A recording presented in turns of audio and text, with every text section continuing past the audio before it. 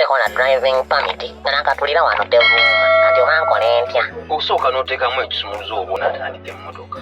naye eringa kufulu ati oba kiriwa bannange banaye ejjukidde nakirabidde mu kufulu ewaka obadde ki oba nsooseke fuuko naye oba egenda wa nedda ate lwaki naye naawe oli Halloween obuzaabuza naawe sooka weesiba olukoba munono nalinamu bulaka beloti yange olukoba lw'eggaali lwe nandyetugisiza lwe lusiba obulungi jjukira lunaanuuka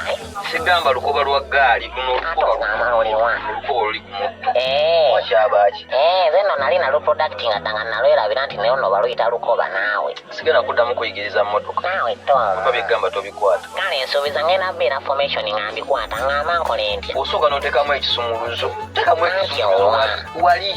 bigenda wano kufulukulwa mukundabirwamu tekigenda awo teeka wali eri olaba ekituli buli wamu ngamba tekigendawo kati oba kigenda wamanaye nze fulukulaka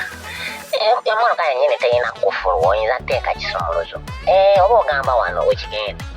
teekamu olaba ntaddemu naye era teevaporating nga tetandika kati nyoola ngozize eno mulimu n'ebyokunyoola nabanaye ebintu by'emmotoka biri physics bibuzaabuza nabayo nyoola naye eno bwoti nyoola naye ntidde kiyinza okurakeninga nekimenyekeramu tomanya munaaye gwana ebintu by'emmotoka yo biri munaaye bibuzaabuza tonda wange onyiga amazima nange olisigenda kuddamu kweza mu mmotoka wallahi yamu kusazida olwokubiri mbasiiga bulungi naye oba tusikole yesterday enkya tolaba tugende walayi nsuubiza enkya